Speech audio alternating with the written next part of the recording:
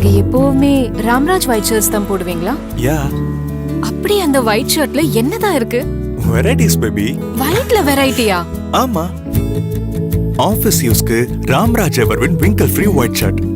Emergency மீட்டிங்க்கு நான் iron nano white shirt. Fun பண்ண ஃப்ளெக்ஸி காட்டன், கூலா cotton linen.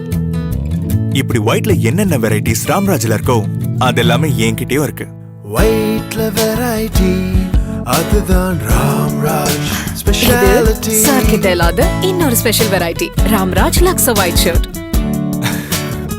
Ramraj white shirts ₹995 only.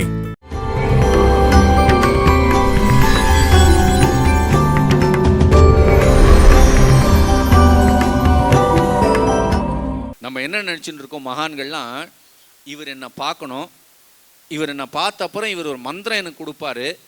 சித்தர்கள் வழிபாடுலேயும் அது உண்டு. இவர் மந்திரம் கொடுத்த பிறகு நான் குறிப்பிட்ட காலத்துக்கு அப்புறம் இதை ஜபம் பண்ணணும். இதை ஜபம் பண்ணின அப்புறம் என்னுடைய மனசு அடங்கும். இந்த மனசு அடங்கின அப்புறம் அந்த பரம்பொருளை நான் தரிசிப்பேன் அப்படிங்கிறதுலாம் ஒரு உண்மையை ஒன்று சொல்கிறேன் உங்களுக்கு எல்லாருக்கும். இது எல்லாம் வெறும் சாக்கு. அவங்க பார்த்துட்டாலே உங்களுக்கு போதும். அந்த பார்வை என்ன பண்ணுன்னா உள்ள இருக்கிற சகல வினைகளையும் முதல்ல எரிச்சிடும். அது ஞாபகம் வச்சுங்க.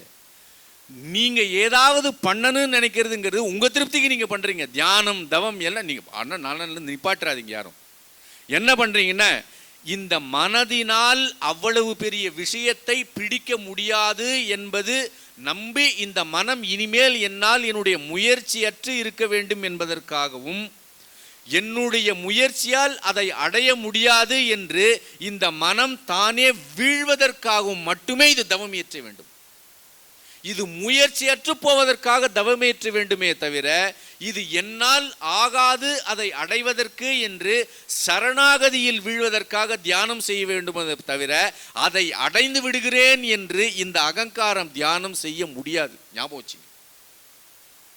அதுதான் எல்லாம் உங்களை பண்ணும். உங்களால் ஒன்றும் பண்ண முடியாது. நீங்கள் கண்ணை மூடின்னு உட்காருங்க. தியானத்தை அவர் தான் உங்களுக்கு கொடுக்கணும். இந்த உண்மையை தெரிஞ்சு நீங்கள் அடங்கினீங்கன்னா நீங்களா அடங்குவீங்க. நான் தியானம் பண்ணுறேன் சார், தாராளமாக பண்ணுங்க. நான் மந்திர ஜபம் பண்ணுறேன் சார், தாராளமாக பண்ணுங்க. ஆனால் என்ன பண்ணேன்னா என்னால் இந்த மந்திர ஜபம் பண்ண முடியலன்னு உங்களுடைய அகங்காரம் ஒத்துக்கணும். நான் என்ன பண்ணேன்னா ராம ராம ராம நமச்சிவாய ஓம் நம சொல்லிகிட்டே இருக்கணும். இதனால் நான் அடைவெல்லாம் கிடையாது, சொல்கிறது மட்டும்தான் என்னுடைய வேலை. மந்திரம்ங்கிறதுக்கு அர்த்தம் உங்களுக்கு எல்லாருக்கும் தெரியுமா? முதல்ல சமஸ்கிருதத்தில் மந்திரம் அப்படின்னா மனநாத் இதி திராயத்தே அப்படிங்கிற சமஸ்கிருத மூலம். மனனம் செய்வதால் அடைவது அப்படின்னு அர்த்தம். மனனம் செய்வதால் அடைவதுன்னு கூட இந்த இடத்துல இல்லை. மனனம் செய்வதால் வருவது மந்திரம். மனனம் என்பது நம்ம நினச்சின்னு இருக்கிற மனப்பாடம் கிடையாது. மனனம் என்பதற்கு என்ன அர்த்தம்னா பொழிவதுன்னு ஒரு அர்த்தம் உண்டு. எதை பொழிவது என்பதுன்னா மேலிருந்து பொழிவதை நீங்கள் குளிச்சுட்டு இருக்கிற மாதிரி வாங்கிட்டு இருக்கிறதுக்கு மேல் அமுதத்தாரை உங்கள் மேலே விழருது. அந்த மந்திரம் என்கிற அமுதத்தாரை உங்கள் மேல் வர்றதுன்னு அர்த்தம். இன்னொரு பொருள் அதுக்கு என்னென்ன அர்த்தம்னா இன்னொன்றாக வர முடியாதது அப்படின்னு ஒரு அர்த்தம். நம்ம மந்திரம் எதுக்காக சொல்லணும்னா இது வேணும்னு இன்னொன்றுக்கு போகிறோம் இல்லையா, என்னிலிருந்து இது வேணும், எனக்கு இதை அடைய வேண்டும் போகிறேன் இல்லையா. ஆனால் மந்திரத்தினுடைய உண்மையான பொருள் என்ன? இன்னொன்றாக அடைவது அப்படின்றது இல்லை. அது இங்கிலீஷில் சொன்ன நாட் பிகமிங் இல்லையா, இன்னொன்றாக வர்றது கிடையாது. அப்போ என்னென்ன மந்திரம்னா நமச்சிவாயா, அடுத்தது நமச்சிவாயா, அடுத்தது நமச்சிவாயா, இன்னொன்று இல்லைங்க. ஞாபகம் வைங்க. மந்திரம் நீங்கள் ராம, அடுத்தது என்ன இல்லை, வேற எதுவுமே கிடையாது. ராம ராம ராம எத்தனை முறை தெரியாது, கோடி முறையா தெரியாது. நான் என்ன பண்ண சொல்லிக்கிட்டே இருக்கேன். என் வேலை என்ன? சொல்றது. என்னவா ஆக போகுது அதுவும் எனக்கு தெரியாது.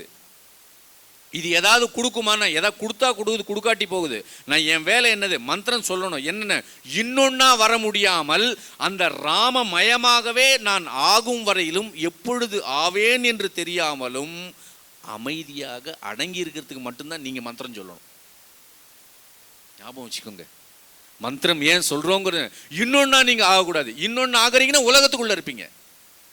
நான் ராம மந்திரம் நமச்சிவாய மந்திரனே சொல்கிறேன் சார், என்ன ஆகணுன்னா எனக்கு ஒரு போஸ்டிங் ஒன்று பாக்கி இருக்குது, அந்த போஸ்டிங் கிடைக்கிறதுக்கு முடிஞ்சு போச்சு.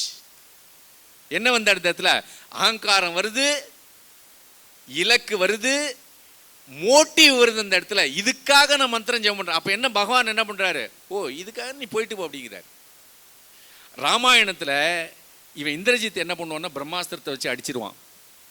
இவன் பிரம்மாஸ்திரம் வச்சு உண்மையிலே பிரம்மாஸ்திரம் போட்டு அடிச்சிருவான். ஆஞ்சநேயன் பிரம்மாஸ்திரம் கட்டுப்படுவார். இவர் பிரம்மாஸ்திரத்துக்கு யாரும் கட்டுப்படாமல் இருக்க முடியாது. பிரம்மாஸ்திரத்துக்கு கட்டுப்பட்ட உடனேயே இந்த அசுர பயல்கள் என்ன நினைப்பாங்கன்னா, இந்த ஆஞ்சநேயர் மறைஞ்சிருந்து திருப்பி வந்துருவாரு, கொஞ்சம் நடிக்கிறார் அப்படின்னு நினைச்சிட்டு இந்த பிரம்மாஸ்திரம் இருக்கு இல்லையா, இதை நம்பாம இவன் என்ன பண்ணுவான்னா இவங்கிட்ட இருக்கிற ஒரு கயிறை போய் கட்டிடுவான். இவங்கிட்ட இருக்கிற கயிறை கட்டின உடனேயே அந்த பிரம்மாஸ்திரம் என்ன நினைக்குன்னா, எப்பா நீ ஏதோ உன் முயற்சியில் ஒன்று கட்டுற போல இருக்குதே, அதனால நான் ஒதுங்கிக்கிறேன், ஒதுங்கிடுச்சு. இவன் போட்ட கயிறு ஆஞ்சநேயருக்கு ஒன்றுமே இல்லை, படிச்சுன்னு அறுத்தெறிஞ்சிட்டு போயிட்டார் ஒரு பாட்டி. என்ன விஷயங்கிறத புரிஞ்சுக்கணும். நீங்கள் நமச்சிவாயங்கிற மந்திரமே உங்களுக்கு போதும், முக்தியை கொடுக்க வல்லது. ராம நாமம் உங்களுக்கு போதும் இல்லையா? உங்களுக்கு குரு என்ன மந்திரம் இவர் கொடுத்துருக்காரோ அதுவே உங்களுக்கு போதுமானது. ஆனால் இந்த மனசு என்ன பண்ணுன்னா, இதை தவிர நான் ஏதோ ஸ்பெஷலாக ஒன்று பண்ணணும் போல இருக்குன்னு இவன் தனியாக ஒரு முயற்சி பண்ணுவான். ஒன்றும் பண்ணாது. பிரபஞ்ச சக்தி என்ன பண்ணும்? அது ஒன்றும் பண்ணாது. சரிப்பா உன் முயற்சியெல்லாம் முடிச்சின்வான்னு சொல்லிட்டு உங்களுடைய விஷயத்துக்கு விட்டுடும் அது. அப்போ என்ன, அதனால தான் என்ன பண்ண, குரு வாக்கியம் ஒன்று வந்ததுன்னா குரு வாக்கியத்தை பிடிச்சிக்கணும். எப்படி பிடிச்சிக்கணும்னா உடும்பு மாதிரி பிடிச்சிக்கணும். ஸ்கார்பியானி கிரிப் அப்படிம்பாங்க. அந்த கிரிப்பை விடக்கூடாது. அந்த மந்திரம் என்ன பண்ண, அந்த மந்திரம் சித்தருடைய வழிபாட்டில் இப்போ கொஞ்ச நேரம் சொன்ன தெளிவு குரு திருமேனி காண்டல், அவரை பார்க்கறது தான் எனக்கு மந்திரம்னா அதை பார்க்கறதோ நிப்பாட்டிக்கணும். நீங்கள் அவருடைய திருநாமத்தை சொல்றது தான் அப்படின்னா அந்த திருநாமத்தோடு நீங்கள் நிற்கணும். அங்கேயே நீங்கள் நகரவே வேண்டிய அவசியமே கிடையாது. உங்களுக்கு எப்போ உங்களுக்கு சந்தேகம்னா, என் பிரச்சனைகளுக்கெல்லாம் இவர் இன்னும் சரியாக தீர்க்கலை போல இருக்கு இந்த மந்திரம், நான் இன்னொரு மந்திரத்துக்கு போகிறேன் அப்படின்னும் பொழுது உங்கள் அகங்காரம் குறுக்கில் வருது, உங்கள் மனசு குறுக்கில் வருது, வெளியிலிருந்து எல்லா ஐடியா உங்களுக்கு குறுக்கு வருது, உங்களுக்கு நாசம் பண்ணுது. எதுவுமே பண்ணாதீங்க. அது ஒன்றே போதும். அது எப்போ பண்ணணுமோ அப்போ பண்ணும். நீங்கள் என்ன பண்ணோம், பொறுமை மட்டும்தான் முக்கியம். குரு அதுக்கு ஒரு காலம் குறித்து வச்சிருப்பாரு. நீங்கள் உங்கள் மனசு என்ன பண்ணுதுன்னா, இது ஒரு காலம் கொடுக்குது மனசு உங்ககிட்ட. எப்பா எனக்கு 5 வருஷத்துக்குள்ள இந்த ப்ரொமோஷன், என் 5 வருஷத்துக்குள்ளே என் வாழ்க்கை மாறிடணும், அடுத்த 1 வருஷத்துக்குள்ளே பொண்ணு கல்யாணம் பண்ணணும், இல்லை அடுத்த பரிகாரம், அடுத்த சித்தர், அடுத்த குரு, அடுத்த தெய்வம். உண்மையிலே தேவையில்லை. இங்கே இருக்கிற பெருவுடையாரை போய் தரிசனம் அதையே முடிச்சிங்க, அதோட நில்லுங்க. நீங்கள் உங்களுடைய மனப்பறிப்பாக தக்கிற மாதிரி தான் நீங்கள் சித்தர்கள்ட்டையும் வருவீங்க. ஜென்மாந்திர பூர்வாந்திர பந்திரம் இல்லை, உங்களால் இங்கே உட்கார முடியாது. உங்களுடைய பூர்வ சம்ஸ்காரம் எப்படியோ அப்படிதான் அந்த சித்தர் என்ன பண்ணுவார்னா, நீ இந்த குளத்தில் வந்து ஊதி இப்படி வா இந்த கோயிலுக்கு போகணும், அவர் தான் உங்களை நடத்தி கொண்டு போகிறாரு. நீங்கள் என்ன நினைப்பீங்கன்னா, அவர் எதுவோ போகலை, நான் எதுவோ கரெக்டாக போயிட்டு இருக்கேன்னு இந்த அகங்காரம் தப்பாக வழிகாட்டும். இது எல்லாத்தையும் ட்ராப் பண்ணுங்க. நீங்கள் இதை ட்ராப் பண்ணுறது எப்போ நீங்கள் கற்றுப்பீங்கன்னா, கொஞ்சம் கொஞ்சமாக உங்களுக்குள்ள பக்குவம் வரும்போது புரியும், உள்ள ஒரு கரெக்டாக வழி நடத்திட்டு இருக்காரு அப்படிங்கிறது. அப்போ என்ன பண்ண, கொஞ்சம் அமைதியாக அப்சர்வ் பண்ணுங்க எல்லாத்தையுமே. இந்த விஷயத்தை தான் இந்த இடத்துல தம்பிக்கு சொல்லி அனுப்புகிறார் அவர். அதை நான் பண்ணாதன்னா பண்ணாத நிறுத்திக்கோ. அதோட குருவனுடைய வாக்கியத்தை கேட்கறது. அதுக்கப்புறம் இவர் என்ன பண்ணுறாருன்னா, மெதுவாக அவங்க அப்பா அம்மாக்கெல்லாம் வயசாகிறது. அவங்க அப்பா அம்மாவுக்கு வயசான உடனே என்ன பண்ணால், அவங்க அம்மா வந்து கேட்குறாங்க சுமங்கலியாக போகணும் அப்படிங்கிறது. எல்லா பெண்களுக்கும் இருக்கிற மாதிரி அப்பா இருக்கும் பொழுதே நான் கிளம்பிடணும். இவர் என்ன சொல்கிறாரு, மனைவி விட்டு நான் எப்படி பிரிவேன்னு கேட்கும்பொழுது அவர் என்ன பண்ணுறான்னு, இன்னும் 8 நாளைக்குள்ள அப்புறம் பார்த்துப்போம் அப்படிங்கிறார். அப்பா அம்மாவை 8 நாள் கழித்து உட்கார வைக்கிறார். ஒரு இடத்துல உட்கார வச்சுட்டு நீங்கள் கண்ணை மூடுங்க அப்படிங்கிறார். கண்ணை மூடிண்டே இருக்கும் பொழுது அப்பாவுக்கும் அம்மாவுக்கும் ஜீவன் முக்தியை கொடுத்து மெதுவாக அவங்க 2 பேரும் தான் உட்கார்ந்த இடத்துலையே ஒரு சேர் மாதிரி ஒரு இடத்துல உட்கார்ந்த இடத்துல தலை சாய்த்து அப்படியே சிவலோக பிராப்தி அவங்க எல்லாரும். என்ன, மடப்புரம் தட்சிணாமூர்த்தி சுவாமிகளுடைய சரித்திரம் வந்து ரொம்ப அதிசயங்கள் நிறைந்தது, ஆழம் நிறைந்தது. ஏன்னா நாராயணகுருன்னு ஒருத்தர் கேரளாவில் இருந்தார். அங்கிருந்து அவரை பார்க்க போவாங்க. திருவண்ணாமலையிலிருந்து நாராயணகுருவை பார்க்க போகும்போது ரமண மகரிஷியும் அவரும் ஒரே டைம், ஏன்பா இங்கே வரீங்க அப்படின்னு கேட்பார். ஏன்னா அங்கே ஒரு ராஜசர்மம் இருக்குல்ல அப்படிம்பார். சில சுவாமிகள் என்ன பண்ணுவாங்கன்னா, உங்களுக்கு ஏதாவது மந்திரம் கொடுப்பாங்க, ஏதோ பண்ண சொல்லுவாங்க. இப்படியே சில சித்தர்கள் அப்படியே கொஞ்சம் வழிக்கு கொண்டு வந்து இந்த இந்த மாட்டை இப்படியே ஓட்டி கொண்டு வந்து இந்த கட்டுறது வரைக்கும் சில பேர் பண்ணுவாங்க இல்லையா? ஆனால் சிலர்கள் யுக புருஷர்களாக சுகபிரம்ம ரிஷி மாதிரி, கிருஷ்ணாவதாரம் மாதிரி, ராமகிருஷ்ண பரமஹம்சர் மாதிரி இல்லையா, அதுபோல தட்சிணாமூர்த்தி சுவாமிகள் இருக்கிறதுனால பார்வை ஒன்றே போதும் அவங்களுக்கு. அப்படி எதை பார்க்குறாங்களோ அது அந்த இடத்துல அழியும். அழியும்னா என்ன அர்த்தம்? மனசு காணாமல் போயிடும் அந்த இடத்துல. எப்படின்னா மனசுங்கிறது இக்னரண்ட், அறியாமை. அறியாமை என்கிற இருள் அது. சார் இருட்டு எப்போ சார் போகும்னா, நீங்கள் சுவிட்சை போட்டு அடுத்த கணம் இருட்டு போயிடும். நீங்கள் சுவிட்சு போட்ட உடனேயே ஒரு 5 நிமிஷம் கழிச்சு இருட்டு போகலாம் கிடையாது, உடனே போயிடும் அந்த இடத்துல. அது அதுபோல தட்சிணாமூர்த்தி சுவாமிகள்ங்கிறது சரியான நேரம் வரும் பொழுது, அப்பா அம்மாவை பார்க்கும் பொழுது உடனடியாக, என்ன இந்த ஜீவன் உடல் எடுத்து இந்த பிரம்மம் வரக்கூடியதுக்கான ஒரு கருவியாக அந்த இடத்துல தாய் தந்தையாராக இருக்காங்க. இப்போ அவங்கள என்ன பண்ணணும்? அவங்களையும் கரையேற்றக்கூடிய விஷயம்.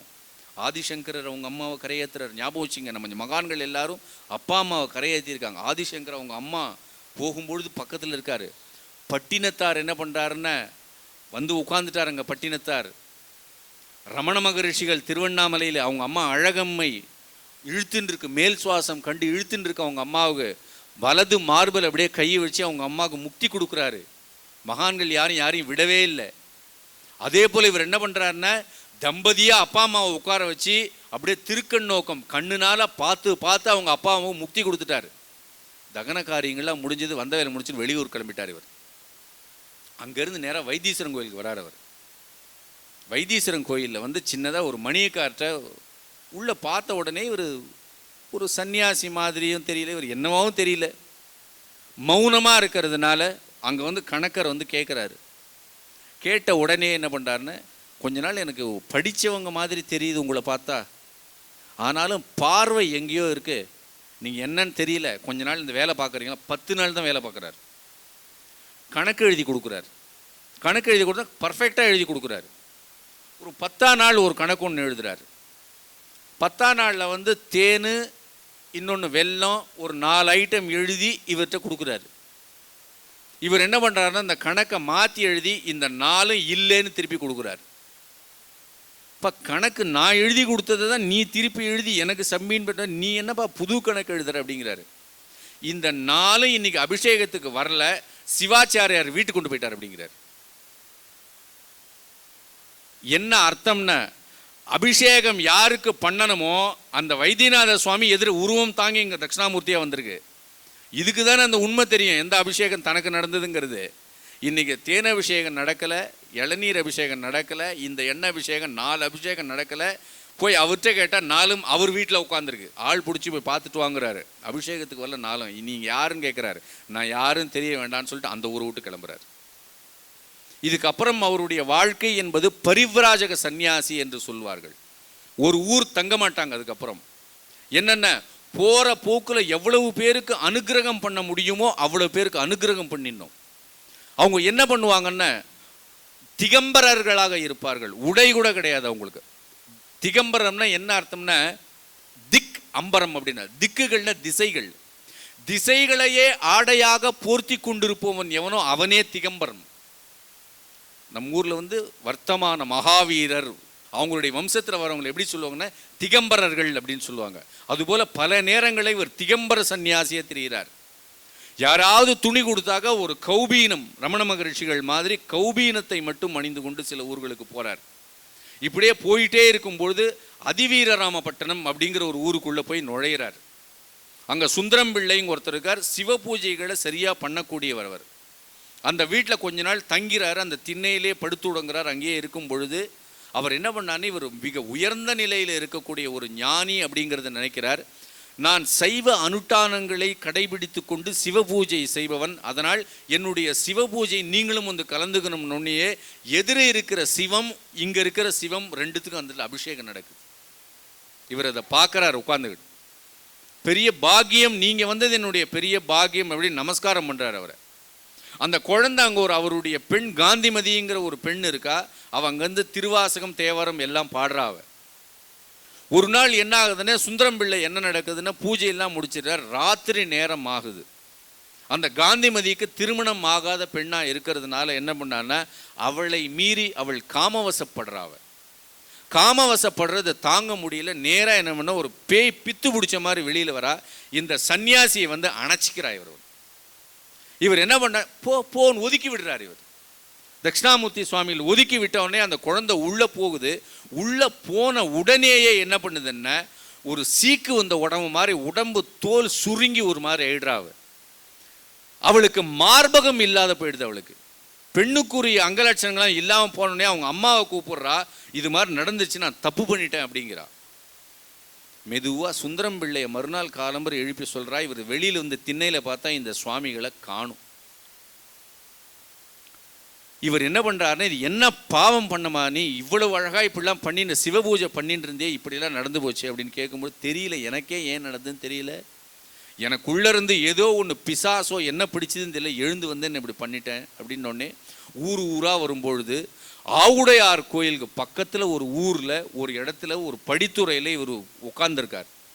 நிஷ்ட கைகூடி உட்காரும் பொழுது சுந்தரம் பிள்ளை என்ன பண்ணாருன்னா இவரை நோக்கி நமஸ்கரித்து, என் பொண்ணு இது மாதிரி தெரியாத இந்த பாவத்தை பண்ணிட்டா மன்னிக்கணும் அப்படின்னு சொன்னோடனே அவங்க ரெண்டு பேரும் என்ன பண்ணுறாங்கன்னா பக்கத்தில் இருக்கிற ஒரு சைவ ஒரு ஆசிரமம் ஒன்று இருக்குது. அந்த இடத்துல அங்கேருந்து போய் பிரசாதங்கள் கொண்டு வந்து இவருக்கு நமஸ்காரம் பண்ணி இவருக்கு கொடுத்த உடனேயே இந்த பொண்ணை அப்படியே இப்படி பார்க்குறார்.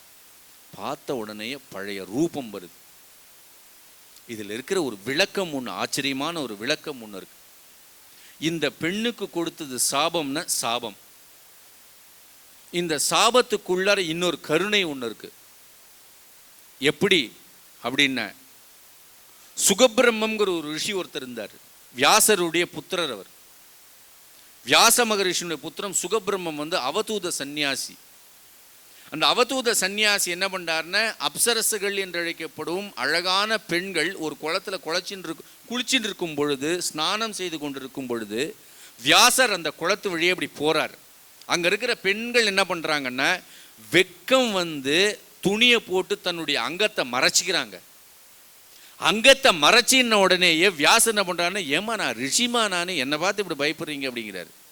அதுக்கு பின்னாடி என்ன பண்ணாருன்னா, சுகபிரம்ம ரிஷி என்ன பண்றாருன்னா, ஆடையே இல்லை அவர்கிட்டக்க, அவர் பாட்டுக்கு ஞானி மேல் நோக்க பார்வை இப்படியே போயிட்டே இருக்காரு. அந்த பெண்கள் என்ன பண்றாங்கன்னா, அவரை பார்த்து வெக்க நாணம் எதுவுமே இல்லை, அவங்க பாட்டுக்கு எப்படி குளிக்கிறாங்களோ அப்படியே குளிச்சிட்டு இருக்காங்க. அப்ப வியாசர் என்ன திரும்பி வராரு. என் பையன் அவனுக்கு 16 வயசு 20 வயசு கூட ஆகலை, ஆனால் நான் கிழவன் கிராஸ் பண்ணும்போது உங்களுக்குள்ளார வெக்கம் இருந்தது, இதெல்லாம் இருந்தது, என் பையன் வரும்போது இல்லைன்னு சொல்லும் பொழுது எங்களுக்கு ஒரு விஷயம் ஒன்று உணர்ந்தோம். நீங்கள் போகும் பொழுது நாங்கள் பெண்கள் என்றும் இது எங்களுடைய சரீரம் என்றும் நாங்கள் நாணப்பட வேண்டும் என்கிற எண்ணம் எங்களுக்குள் உதித்தது. ஆனால் உங்களுடைய மகன் எங்களை கடந்து போகும் பொழுது நாங்கள் பெண்கள் என்பதை மறந்தோம். நாங்கள் எங்கள் நாணம் என்கிற குணம் எங்களுக்குள் மறைந்தது. நாங்கள் உடம்பு என்பதை மறந்துவிட்டு நாங்கள் யார் என்பதை மறைந்துவிட்டு மிக பெரிய நிலையை அடைந்தோம் அப்படிங்கிறார். அதுபோல இந்த தட்சிணாமூர்த்தி சுவாமிகள் அவரை தொட்டவுடனேயே மேலே அந்த உடம்புக்கு அந்த பெண்ணுக்கு தான் பெண் என்கிற தன்னுடைய அங்கலட்சணங்கள்லாம் போச்சே தவிர தான் பெண் என்பதை மறந்து விட்டாள். அவள் பெண் என்பதை மறந்துவிட்டு எங்கன்னா, தட்சிணாமூர்த்தி சுவாமிகள் என்ன ஒரு நிலையில இருக்காதோ அந்த நிலையினுடைய ஒரு கீற்று அந்த பெண்ணுக்கு வருது. ஒரு கிளிம்ஸ் ஆங்கிலத்தில் சொல்லுது, அந்த கிளிம்ஸ் ஒரு ஃப்ராக்ரன்ஸ் அப்படி வருது. அப்படி லைட் மாதிரி உள்ள வந்து அடிக்குது அந்த பொண்ணுகிட்ட. மீண்டும் என்ன பண்றான்னா, அந்த வெளிச்சத்தை வாங்கிட்டு அந்த பொண்ணு திரும்ப மிக அழகான ஒரு குமரியா மாறுறா. இப்போ குமரி கூட இல்லை, அழகான ஒரு தேஜஸோடு வெளிப்படுகிறாள். மகான்கள் சாபம் கொடுக்கவே மாட்டாங்க, ஒரு காலம் சாபம் கிடையாது. நாரதர் கதையில் எங்க வேணா எடுத்துங்க, சாபமே இருக்காது. அதுக்குள்ள என்ன கருணை வெளிப்படும். மகான்களுடைய சாபம் என்ன பண்ணும் சார், இந்த உலகத்தில் வந்து வேற ஒரு உலகத்துக்குள்ள தூக்கிட்டு போவோம். உங்களுக்கு இனிமேல் இந்த உலகத்தில் உனக்கு வேலை கிடையாது. என்னென்ன வேற ஒரு உலகம் இருக்கு, அந்த உலகத்துக்கு வா. இந்த உலகத்தில் தான் துக்கம் அதிகம் உனக்கு, அந்த உலகத்துக்கு வா. அதுதான் அந்த மகான்களுடைய சரித்திரம், மகான்களுடைய விஷயம் அந்த இடத்துல தான். இப்படி போயிட்டே இருக்கும்போது சைவ சமயத்தினுடைய ஒரு ஆசிரமம் தம்பிரான் சுவாமிகள் ஆவுடையார் கோயில் பக்கத்தில் இருக்காங்க. அவர் கேள்விப்படுறாரு. எப்படி கேள்விப்படுறாருன்னா, அன்று இரவு ஆத்மநாத சாஸ்திரி அப்படிங்கிற ஒரு பேரில் சிவபெருமானே அவருடைய கனவுல வரார். இன்றைக்கும் தெரியும் உங்களுக்கு, ஆத்மநாத சுவாமின்னு பேர் ஆவுடையார் கோயிலில் இருக்கிற சிவனுடைய பெயர். தம்பிரான் சுவாமிகளுடைய மடம் பக்கத்திலே இருக்கு, சைவ மடம் அது. அவர் தூங்கி கொண்டிருக்கும் பொழுது உனக்கு ஏற்கனவே குண்மம் என்கிற குஷ்டவியாதியினால் அவஸ்தைப்படுறார் அந்த தம்பிரான் சுவாமிகள். இது உனக்கு தீர வேண்டுமானால் நாளை காலைக்குள் ஒரு பெரிய ஒரு சந்நியாசி, ஒரு மகா ஞானி இந்த ஊரினுடைய எல்லையில் அமர்ந்திருக்கிறார், அவரை சென்று தரிசித்து வா அப்படிங்கிற ஆத்மநாத சாஸ்திரிங்கிற ஒரு பேர்ல ஒரு பிராமண ரூபத்தில் சிவன் சொல்லிட்டு போறார். இவர் சுந்தரம் பிள்ளை வரும்போது எங்கே போயிட்டு வரீங்கன்னு கேட்குற, ஒன்றுமில்லை, இந்த மாதிரி என்னுடைய பெண்ணுக்கு காந்திமதிக்கு நடந்தது, அங்கே ஒரு சன்னியாசி போல ஒரு பெரிய அவதூதர் ஒரு ஞானி இருக்கிறார், அவரை போய் தரிசி ஒன்று இதெல்லாம் சரியாக போச்சுன்னு தம்பிரான் சுவாமிகள் என்னம்னா அவரே ஒரு மடாதிபதி தன்னுடைய சிஷ்யர்களோடு போந்து, ஆஹா சாக்ஷாத் அந்த ஆவுடையார் கோவிலில் இருக்கக்கூடிய அந்த ஆத்மநாத சுவாமியே நீங்கள்தான் என்று அப்படி நமஸ்காரம் பண்ணி எழுந்த உடனேயே அந்த பிரசாதத்தை கொடுக்குறார். அவர் கொஞ்சம் எடுத்துட்டார், மீதி பிரசாதத்தை சேஷம்னு சொல்லுவோம், மகா பிரசாதத்தை, அந்த பிரசாதத்தை எடுத்து தம்பிரான் சுவாமிகள் எடுத்த உடனேயே அவருடைய உறவு அப்படியே பொலிவாகுது. அப்போ ஒரு கேள்வி கேட்கிறார் அவர், நீங்க எப்பவுமே ராம்ராஜ் ஒயிட் ஷர்ட்ஸ் தான் போடுவீங்களா? யா. அப்படி அந்த ஒயிட் ஷர்ட்ல என்னதான் இருக்கு? Varieties baby. ஒயிட்ல வெரைட்டியா? ஆமா. ஆபீஸ் யூஸ்க்கு Ramraj Everwin wrinkle free white shirt, emergency மீட்டிங்க்கு நான் iron nano white shirt, fun பண்ண ஃப்ளெக்ஸி காட்டன், கூலா காட்டன் லெனன். இப்படி ஒயிட்ல என்னென்ன வெரைட்டிஸ் ராம்ராஜ்ல இருக்கோ அதெல்லாமே என்கிட்டயும் இருக்கு. ஒயிட்ல வெரைட்டி அதுதான் ராம்ராஜ் ஸ்பெஷாலிட்டி. சார் கிட்ட இல்லாத இன்னொரு special variety, Ramraj luxo white shirt. Ramraj white shirts ₹995 only. இந்த வீடியோ உங்களுக்கு பிடிச்சிருந்தா லைக் பண்ணுங்க, கமெண்ட் பண்ணுங்க, ஷேர் பண்ணுங்க, சப்ஸ்கிரைப் பண்ணுங்க. அதோட மறக்காம பெல் ஐகானையும் கிளிக் பண்ணுங்க.